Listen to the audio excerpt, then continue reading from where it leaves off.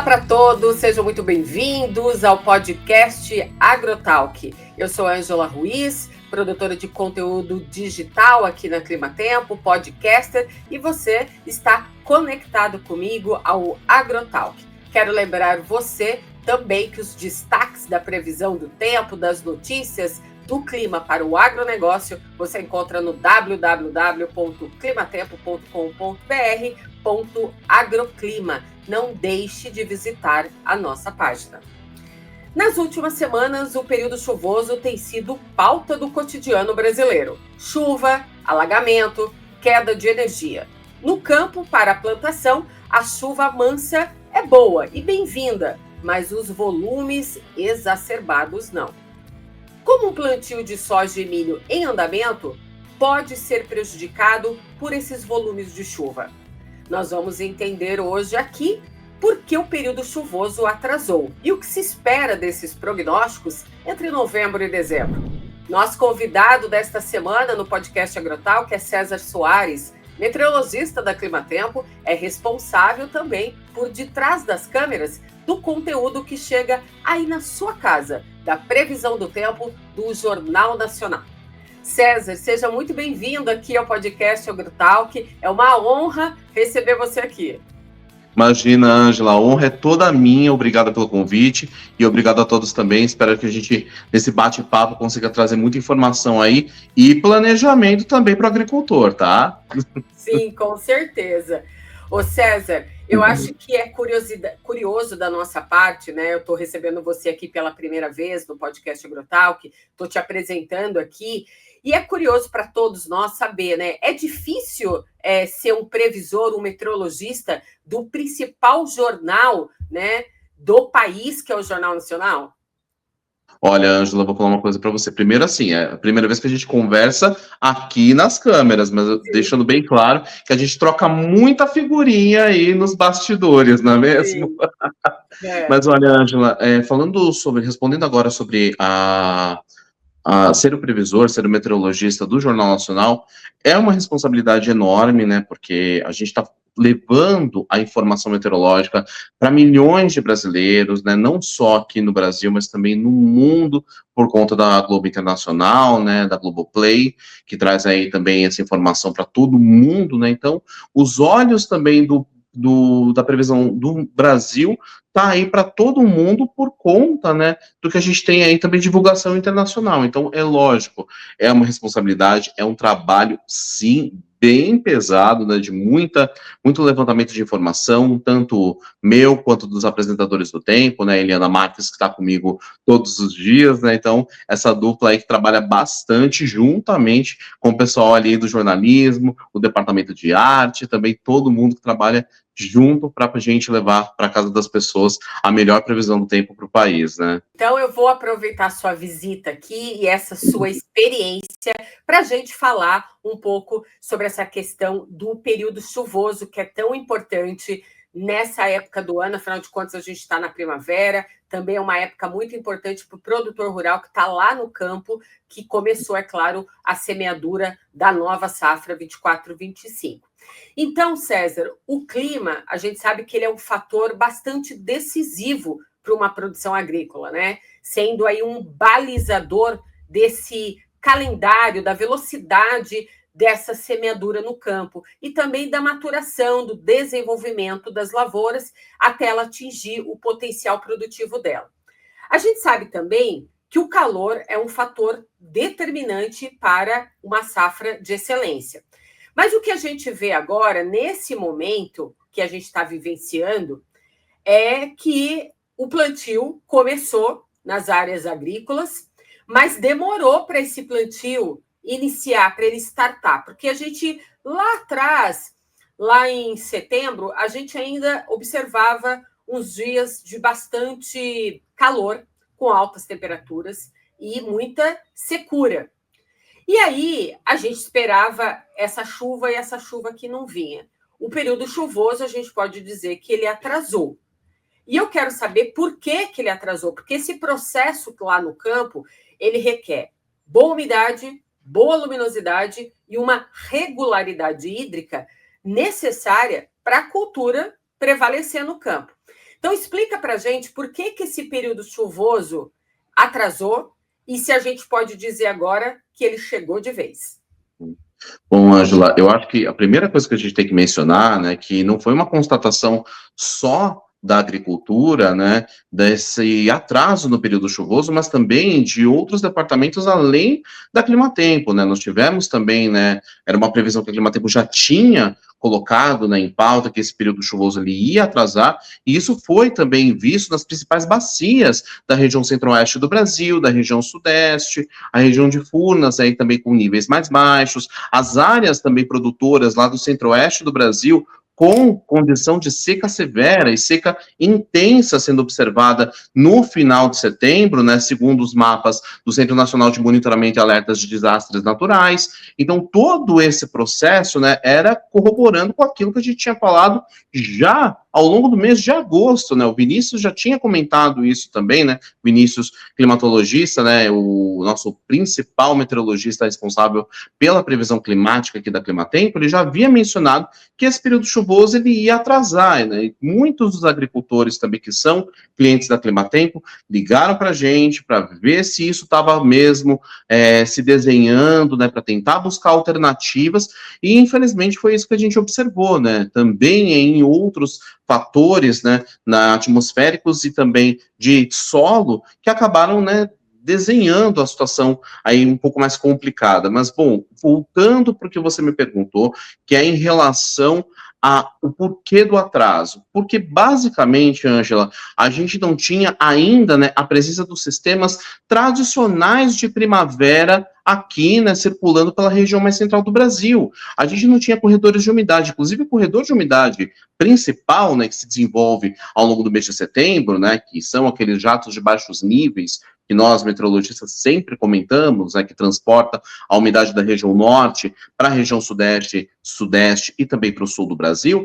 ele estava transportando outras coisas, estava transportando fuligem, fumaça, porque a gente não tinha presença ainda, né, de muita umidade nas regiões mais ao norte do Brasil, que também estava enfrentando uma seca muito intensa, né, durante esse período aí, nosso inverno, né. A gente já teve um problema, Angelita, se a gente parar para pensar, lá no mês de março, porque março a gente já não teve o período chuvoso tão bom ali. Então, o nosso período seco começou mais cedo. Então, a gente teve um grande problema que o período seco começou mais cedo e o nosso período chuvoso demorou para começar exatamente porque a gente não tinha presença ainda dos sistemas meteorológicos que são responsáveis por trazer essa umidade, né? E fora isso, né, também estávamos com uma condição de um Atlântico, né, de um Oceano Atlântico muito mais aquecido na região costeira do Sudeste. E isso, né, o que isso tem a ver com a chuva na região Centro-Oeste, na região Sudeste e no Sul do Brasil?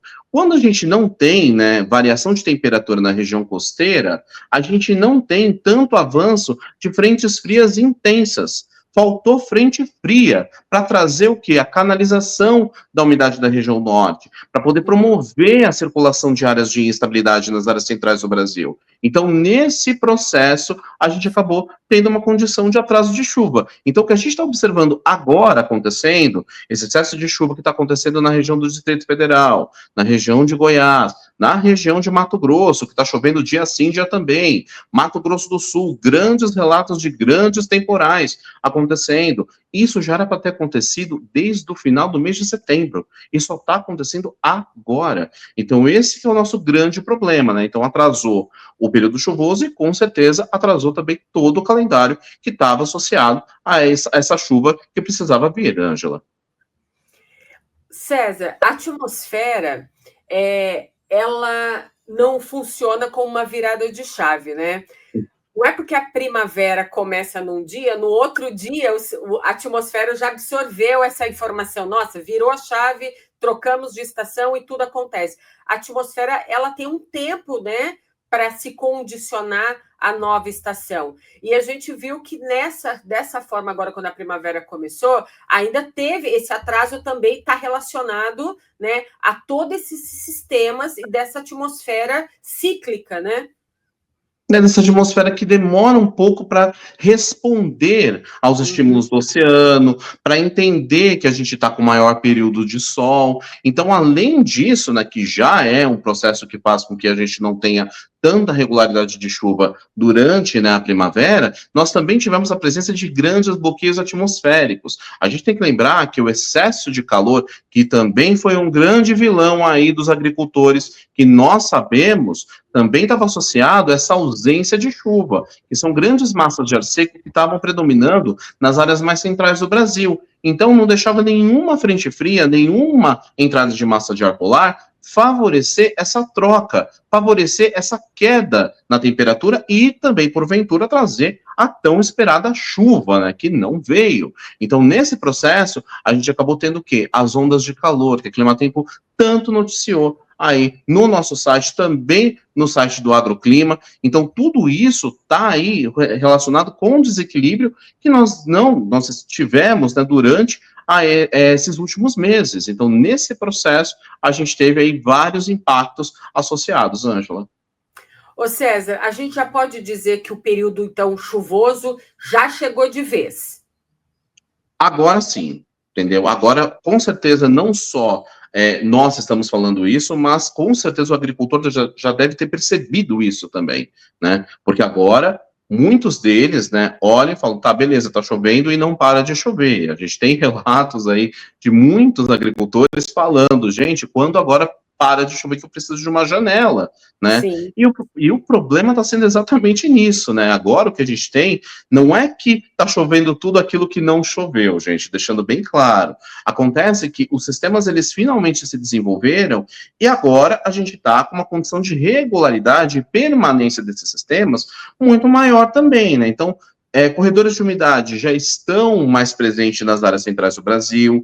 A gente teve, né, inclusive, a gente até mostrou aqui, né, no site da Climatempo, no site do Agroclima, um mapa que mostrava qual quinzena a gente teria o retorno de chuva para cada área do Brasil, né? E nesse mapa, a gente mostrava que a maior regularidade aconteceria exatamente ao longo do mês de novembro, porque a gente já teria uma condição oceânica mais favorável ao desenvolvimento e avanço de frentes frias pela região costeira, né, do sul e do sudeste, que iria canalizar mais umidade da Amazônia, que também já está chovendo mais, então todo mundo já está vendo nas imagens do satélite meteorológico a presença dessa chuva também no norte, e aí essa chuva que está acontecendo no norte está sendo transportada para as áreas do sudeste, do centro-oeste e também do sul do Brasil. Nesse processo, regularidade da chuva, e sim, Ângela, a gente está com uma condição agora sim de regularidade de chuva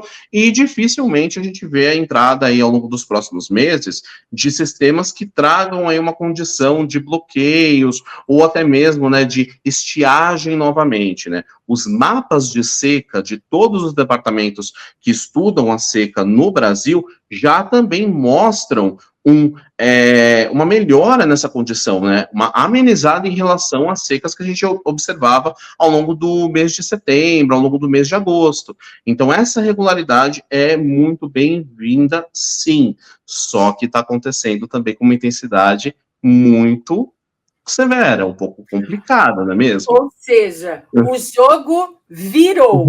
Aquela situação antes que era preocupante com queimadas, seca e altas temperaturas, a gente não vai enxergar esse cenário agora, como você disse aqui, nos próximos meses. O jogo virou que é o seguinte, agora a gente tem que ficar de olho nessa cadência da chuva que está acontecendo sobre o interior do Brasil, e aí o produtor se volta agora para entender o seguinte.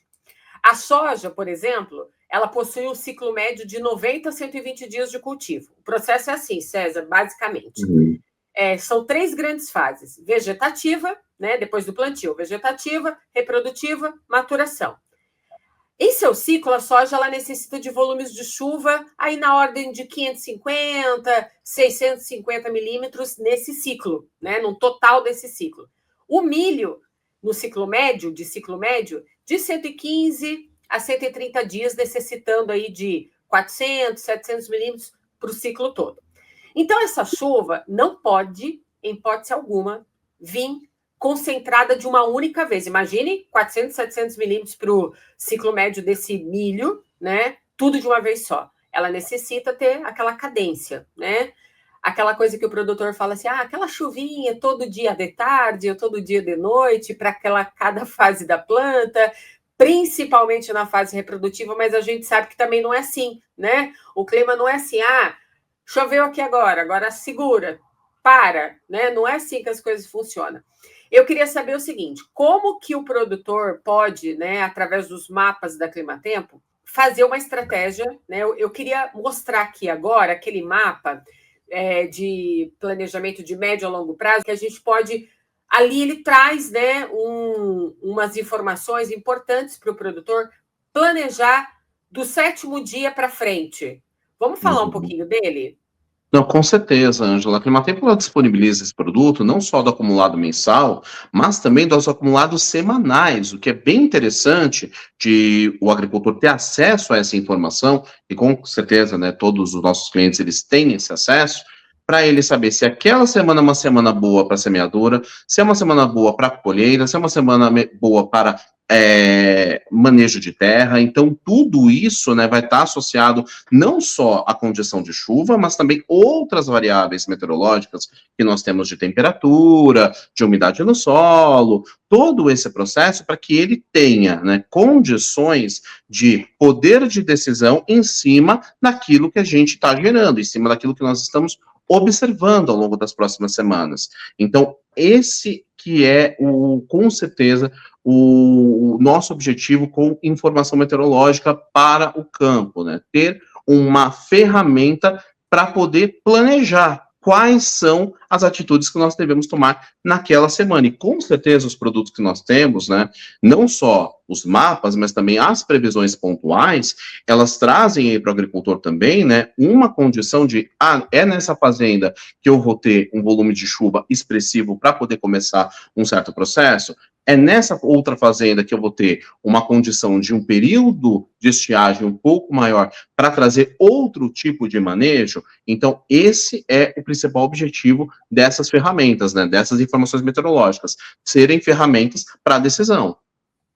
Esse mapa que a gente está observando agora, né, ele mostra, por exemplo, uma estimativa de chuva, né, do dia 13, hoje, adiante. Esse mapa, ele mostra ali para o produtor rural uma probabilidade de chuva prevista para ocorrer naquele período. Eu queria exemplificar para ele o que esse mapa retrata. Olha, esse mapa, Ângela, ele mostra uma probabilidade, né, e uma intensidade de chuva para aquela região. Então, a gente está falando não só de uma probabilidade alta, média, baixa de chuva, mas também o quanto de volume de chuva que ele deve esperar para aquela região, entendeu? Estamos falando aí de 100, 300, 400 milímetros, né, para aquele mês, para aquele período, né, ou 50, ou 10 apenas, ou nada de chuva, né, naquele período também, né, a gente tem que lembrar que existem áreas do Brasil que não está chovendo, como é o caso, por exemplo, da região do Nordeste, né, região do Matopiba, por exemplo, né, está com uma condição bem mais seca. Não é o caso do Tocantins, mas região, por exemplo, do Maranhão, do Piauí, né, que estão em períodos secos e extremamente quentes, né, a gente não vê um panorama de chuva, né, a gente vê um panorama, inclusive, de secura, começando aí a se desenhar para essa área. E esses nossos mapas também mostram isso, né? Que a gente não vê um horizonte tão bom de chuva para eles, diferente do que a gente vê em áreas do Centro-Oeste, em áreas do Sudeste e até mesmo em pontos do Sul do Brasil, né? Áreas em que a gente tem uma presença de uma regularidade de chuva. Esse mapa está mostrando para mim que vai chover 300 milímetros, mas são 300 milímetros mesmo em todas as áreas? São 300 milímetros muito bem distribuídos? Vai chover, tipo, todo dia? Ou é uma pancada de chuva mais intensa que vai acontecer em uma semana e depois não vai ter mais chuva? Então, tem todo esse processo que isso, sim, está relacionado com a nossa consultoria. Então, a consultoria, ela vem também nesse papel de trazer essa educação, né, essa informação muito preciosa para o agricultor, para que ele olhe para aquilo e saiba realmente qual a decisão tomar, e até mesmo, muitas vezes, repensar a cultura que vai ser, né, colocada naquele momento, né, naquele ano. Então, tudo isso, né, tá aí com informações que a gente tem aí em todos os nossos produtos. E vamos desmistificar uma coisa aqui importante, né? Quando a gente fala de pancadas isoladas, César, essa pancada ela pode cair num ponto e no outro não. Então, quando a pessoa entra no site, ela vê lá previsão de 10 milímetros prevista para aquela cidade. Aí, às vezes, a pessoa chega para você e fala assim: ah, você disse que ia chover 10 milímetros e não choveu. Aí eu vou falar para ela: não, mas espera aí, a cidade é muito grande. Por exemplo, aqui em São Paulo, nós estamos na capital paulista, tem a Zona Norte, Zona Leste, Zona Sul, Zona Oeste. Se eu estou vendo que vai chover 10 milímetros na cidade de São Paulo, mas às vezes essa pancada isolada pode ter caído, esses 10 milímetros, pode ter caído tudo na Zona Sul, nas outras áreas, zero. Mas choveu 10 milímetros, não é isso? Exatamente. Tem esse ponto. Inclusive, eu já vi, né, com esses olhos, chuva que aconteceu em uma parte da minha casa e na outra parte não choveu. Então, assim, para vocês terem ideia de como é isolada mesmo essa pancada de chuva, tá? Então, assim, não é nenhuma questão da casa ser grande, gente, é uma questão de ser uma pancada pontual mesmo. É uma área, em um cômodo choveu, outro não. Você sabe que esses dias eu estava numa reunião online e com mais 2 pessoas, e as 2 pessoas estavam em São Paulo. E aí eu estava fazendo a reunião online e aí começou a chover muito em São Paulo, com raios e trovões. Aí as pessoas viraram para mim e falaram assim: tá chovendo aí? Eu estou ouvindo do seu computador, estou ouvindo os trovões. Eu falei: sim, tá chovendo muito, tá tudo branco aqui. Aí a pessoa: mas eu estou em São Paulo e aqui não tá chovendo nada. Então, assim, bem-vindo à chuva isolada, gente. A chuva isolada é isso. Eu quero dar um recadinho para você, produtor, que está aqui nos acompanhando. Não deixe de acessar o www.climatempo.com.br. Lá você encontra notícias sobre o que está acontecendo no clima no Brasil e no mundo e também no setor do agronegócio. Então, digite www.climatempo.com.br. César, continuando aqui nosso bate-papo, é o seguinte: quando a gente fala de clima, a gente trabalha com probabilidades de ocorrências.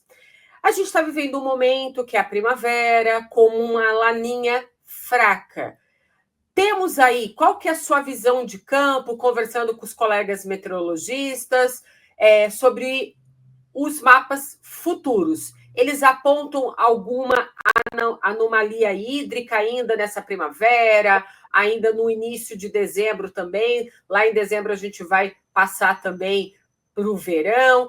Tem alguns fenômenos climáticos diferentes para acontecer ainda nessa primavera-verão? Olha só, Ângela, eu acredito que o grande ponto, né, associado a isso, né, a gente até mencionou no começo, né, que a gente tem a chuva agora como um fator que é, de certa forma, uma grande variável de decisão neste exato momento ao agricultor. Antes foi a ausência dela, agora é a permanência dela, né?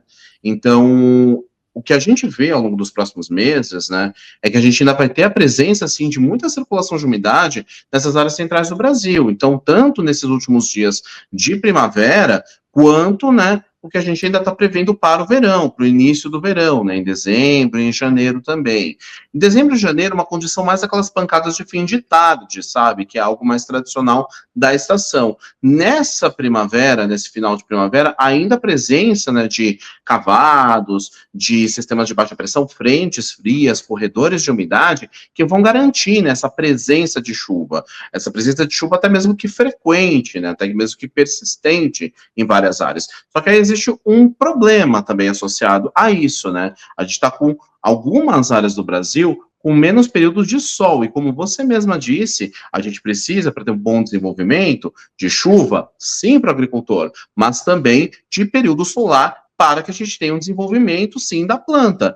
E esse período solar é que acaba ficando um pouco comprometido por conta do excesso de nebulosidade.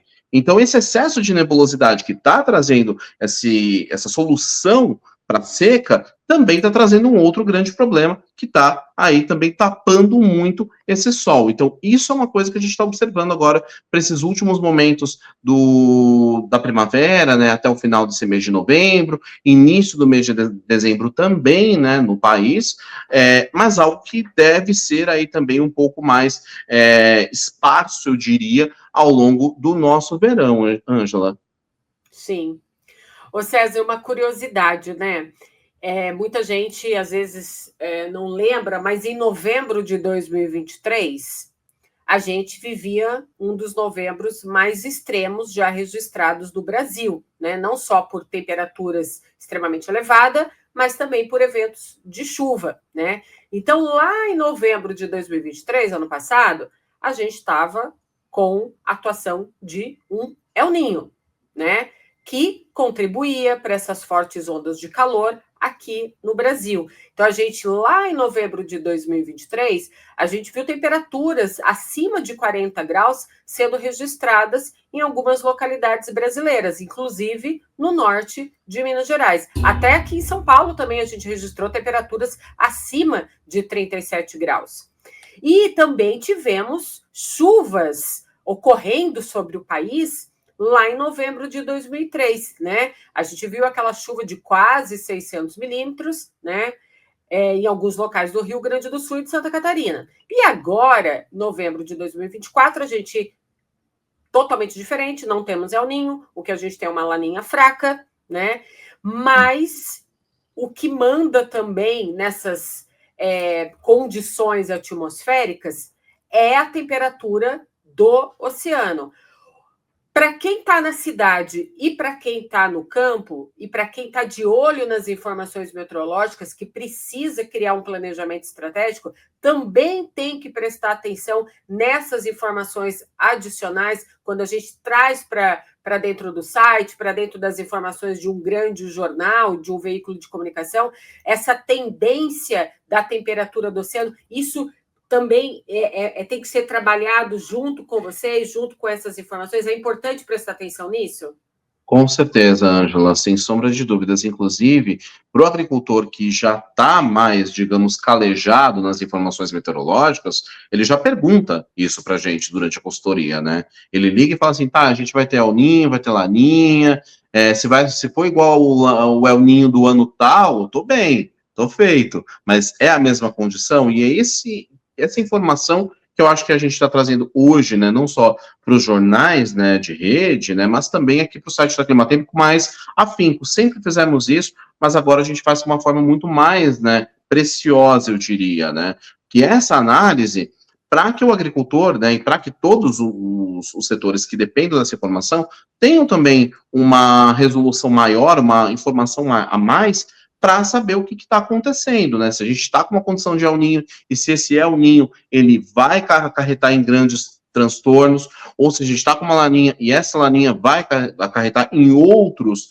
processos, né? A condição do Oceano Atlântico também, se a gente está com temperaturas mais altas ou mais baixas, se tem variação, se não tem variação, porque tudo isso vai estar associado com um aumento ou uma condição de inibição de avanços de frentes frias. Então, todo esse processo tá lá, o oceano hoje é uma das variáveis mais meteorológicas, eu diria, né, e oceânicas no caso, né, mais importantes para a gente ter também uma decisão.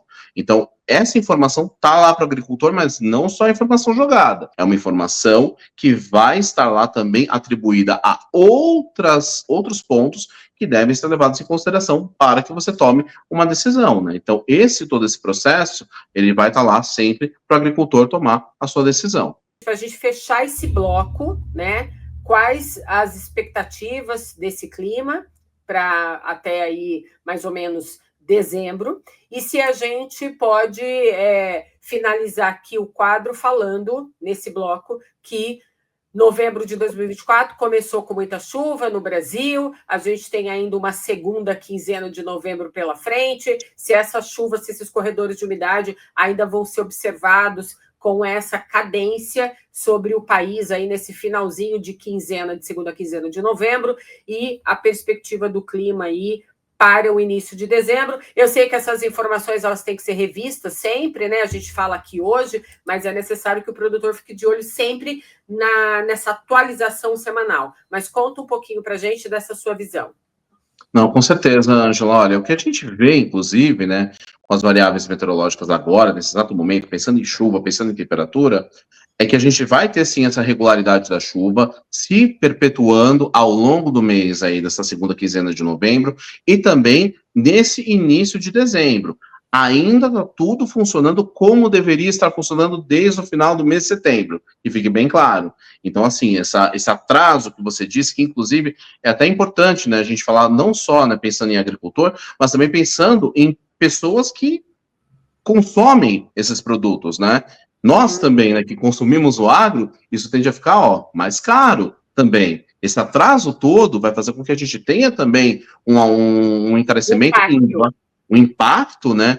Esse Sim. impacto em preço para o consumidor final, entendeu? Que for lá na feira, que for lá também no seu supermercado, com certeza isso vai impactar no seu bolso também, entendeu? Todo esse processo, né? E aí o que a gente está vendo agora é que essa regularidade ela traz um alívio para o produtor e com certeza um alívio também para o consumidor final. Porém, existe um outro problema que a gente tem aí, né? Eu já mencionei que esse excesso de chuva também traz um problema por conta da ausência, né, de períodos com sol. E essa ausência com períodos com sol é que acaba favorecendo também, né, algum desenvolvimento ruim, né, em alguns pontos, né, algumas áreas, principalmente da região, né, de Goiás, onde a gente está vendo uma chuva persistente e curtos períodos com sol. Então isso pode prejudicar um pouco. Não estamos falando de um problema muito sério em safras, mas acaba prejudicando de alguma forma.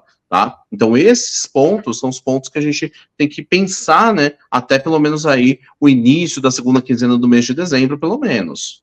Ou seja, ficar de olho nesse período úmido, porque talvez o produtor precise fazer algum tipo de aplicação, de algum manejo cultural dentro do campo por causa dessa falta de luminosidade, ou seja, dias consecutivos com muita nebulosidade, pouca radiação solar e ainda uma umidade um pouco mais elevada, pode aparecer aí algumas doenças e pragas que ele necessite fazer uma aplicação, certo? Alguns ajustes, sim, com certeza vão ser necessários, né? Mas sim, poucos ajustes, pelo que a gente está vendo num primeiro momento. Sim. César, uma dúvida. Fora esse corredor de umidade, essa chuva ainda que a gente está falando, sobre esse período chuvoso que ainda vai ser observado ao longo de dezembro, pelo menos na primeira quinzena, no iniciozinho, né? Novembro ainda continua, a gente vendo essa chuva, essa cadência dessa chuva. Tem algum outro sistema na costa norte do Brasil, lá em cima no litoral do Brasil, que possa também influenciar cada vez mais a formação desses corredores de umidade?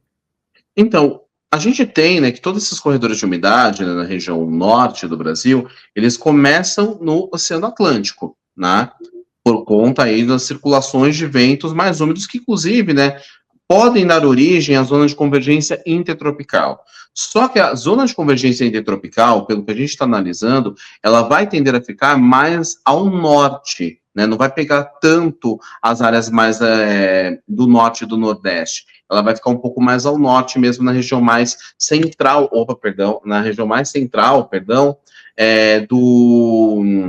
na região mais central da América Central mesmo, tá?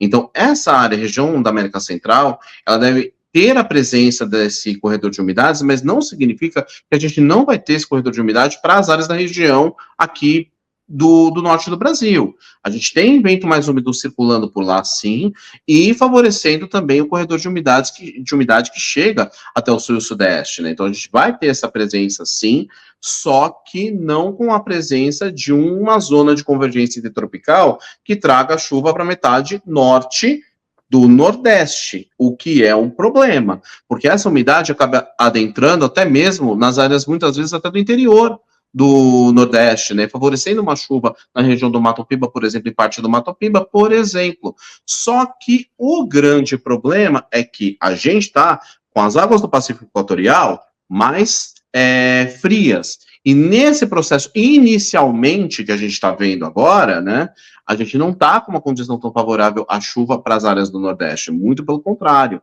Ali sim a gente está com uma secura mais presente, pelo menos até o final desse ano. Então, qualquer cultura agora naquela região vai ser impactada pela seca. A seca para o Nordeste, ela continua, Ângela. Sim. Muito boa informação essa que você trouxe para a gente, porque aí esses produtores, né, fiquem atentos aqui, inclusive aos mapas que a gente traz aqui para vocês agora, mostrando essa probabilidade. É legal acompanhar essas informações lá no site da Climatempo, onde tem o destaque do site Agroclima, para que você possa montar sua estratégia, né, olhando para esses mapas, para essa disponibilidade de informação. César, para a gente caminhar aqui para o final do nosso podcast, eu queria falar sobre um assunto importante, que é o escoamento também dessa produção. A gente está falando aqui dessa nova safra de verão, mas a gente pensa também lá na frente como vai ser esse escoamento. Eu estava conversando com o presidente da Associação dos Produtores de Maçã e Pera do Estado de Santa Catarina essa semana, e ele me trouxe uma informação com exclusividade muito importante, para a gente entender o que o clima está acontecendo agora. A gente tem que olhar o que aconteceu lá atrás, e aí a gente vai olhar também para o futuro. Olha só que coisa. As macieiras estão lá no estado de Santa Catarina com perda de frutinhas. O que aconteceu? A safra de maçã 23-24 foi colhida lá em fevereiro de 2024, no início desse ano. A safra que foi plantada em 23 foi colhida em 24, fevereiro, março, foi colhida ali a maçã. E aí, as macieiras, elas passam por um período de dormência. E aí, depois, ela começa a uma nova florada. Só que ela enfrentou nessa nova florada aquelas altas temperaturas que a gente comentou aqui, a seca, tivemos queimadas, a fumaça das queimadas chegando em vários locais do país, tampando, né, aquela radiação, aquela luminosidade que a planta precisa nesse momento de desenvolvimento, de floração. E aí, agora, recentemente, outubro, e agora esse comecinho de novembro, era onde a macieira estava com a frutificação, a maçãzinha, a frutinha começando ali a carregar. E aí ela vai carregando, ela vai crescendo. Só que eles observaram a queda das frutinhas pequenininhas e das folhas. Inclusive, essa matéria a respeito dessa informação está lá no site do agroclima.climatempo.com.br para você conferir. E aí, César, eles agora estão preocupadíssimos porque está tendo uma queda importante dessas frutinhas e a safra de maçã 24, que vai ser colhida em fevereiro de 2025, pode ter uma quebra de aproximadamente 30%. Só que a safra 23 e 24 já teve uma quebra. Então, vai ser a segunda quebra consecutiva. O presidente me disse da associação, o Rafael Grilo, que vai ter que acionar os órgãos responsáveis para poder ver de que forma eles vão criar alternativas para esses produtores, que alguns podem até perder boa parte de sua safra. Então, olha só a importância de se criar uma consultoria estratégica, um planejamento estratégico, para que você possa se prevenir, criar estratégias para você não ter perca de produtividade. Falando do sul do Brasil, o sul ele foi palco de grandes tragédias relacionadas ao clima, né, ao longo desses últimos anos, né? Foram secas extremas, tempestades extremas, tudo muito extremo. O serviço de SMAC da Climatempo, né, que é o serviço de monitoramento de alertas, que está relacionado um pouco com isso, traz também, né, esse alerta com uma assertividade muito maior, né, inclusive até agora com a presença de um radar meteorológico colocado no Rio Grande do Sul, né, que foi cenário dessas grandes tragédias, para que a gente tenha cada vez mais alertas, mais informações e melhora também da previsão do tempo, que já tinha alertado o que a gente ia passar para o Rio Grande do Sul, que fique bem claro, né? Foi alertado tanto o período de seca, quanto foi alertado a condição de tragédia. Então, a gente quer melhorar ainda mais, trazer uma previsão da Climatempo muito melhor ainda, para que a gente tenha aí, minimizar isso, né? Aproveitando essa sua deixa do SMAC, a minha última pergunta desse podcast ia ser direcionada exatamente para essa plataforma, porque é o seguinte, as condições climáticas do país, do Brasil, ela traz uma certa vantagem em comparação com outras regiões do mundo por causa do nosso clima aqui tropical.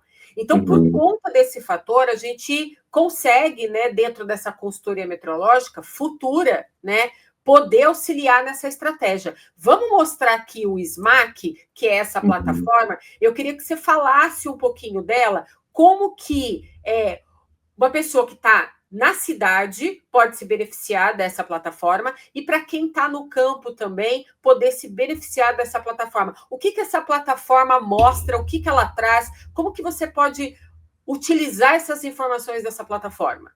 Olha, Ângela, é bem interessante, porque num primeiro momento, né, todo mundo que pensa no serviço de alertas e monitoramentos da Climatempo, né, os nossos SMAC, né, serviço de monitoramento e alertas da Climatempo, né, a sigla é desse jeito, para formar o SMAC, né, pensa nos alertas meteorológicos para os grandes centros urbanos, né, pensa no alagamento, pensa na inundação, pensa no deslizamento, mas as pessoas elas não podem esquecer que tudo bem, isso está associado a infraestrutura urbana, está associado também à infraestrutura, né, os nossos projetos de infra, mas também impacta o campo quando a gente vai pensar em escoamento de produção, que é feito por ferrovia, que é feito por rodovia, e essas ferrovias e rodovias estão sujeitas a ações do clima, a alagamentos, a deslizamentos, a trilho que pode sim, inclusive, né, sofrer aí algum entortamento devido ao excesso de calor. Então, todo esse processo, né, tá também, essa informação meteorológica, tá também no nosso SMAC, nosso serviço de monitoramento e alertas da Climatempo. Então, você consegue também saber se, olha, eu estou planejando ir, né, começar a fazer escoamento de produção. Pô, por que essa produção não chegou? Por que esse lote não chegou, né, no meu porto? Porque a gente estava com uma condição de alagamento. Pelo menos você não vai perder essa produção, porque você vai deixá-la lá um pouco mais parada, mas depois vai conseguir escoar da melhor forma possível, num período mais seco, numa condição de uma chuva não tão severa. A gente tem que lembrar que, né, que boa parte das estradas aqui do Brasil, né, estão em proximidades de encostas, então a gente acaba tendo deslizamentos que impedem, né, essa produção de ser escoada. Então, tudo isso está também associado ao nosso serviço de monitoramento e alertas da Climatempo, Ângela.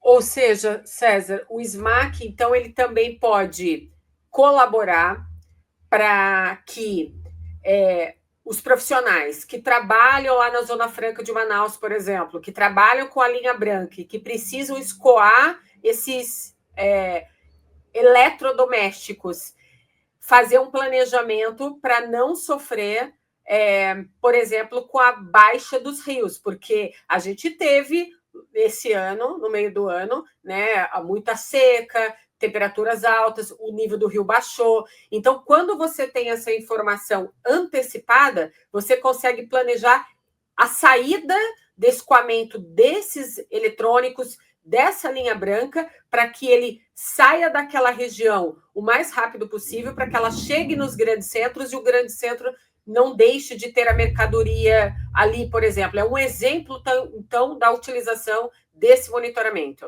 Exatamente, Ângela, exatamente. Não só isso, mas também, por exemplo, no escoamento de uma produção de soja, no escoamento de uma produção de milho. Então, muitas vezes você tem lá todos os caminhões, todo aquele lote, né, indo, só que, poxa, peraí, eu percebi que as rodovias de Mato Grosso estão todas bloqueadas porque teve deslizamento, ou estão alagadas porque teve aí muita chuva, cerca de 400 milímetros acontecendo em 48 horas, então teve um alagamento. Todo esse processo está pensado também nesse serviço de monitoramento e alertas, que vai trazer, né, para quem adquirir, as informações, né, não só em tempo real, mas também os boletins, que vão trazer também mais um tipo de planejamento, nesse caso, um planejamento mais logístico. Muito bem. Então, planejamento é tudo, né, César?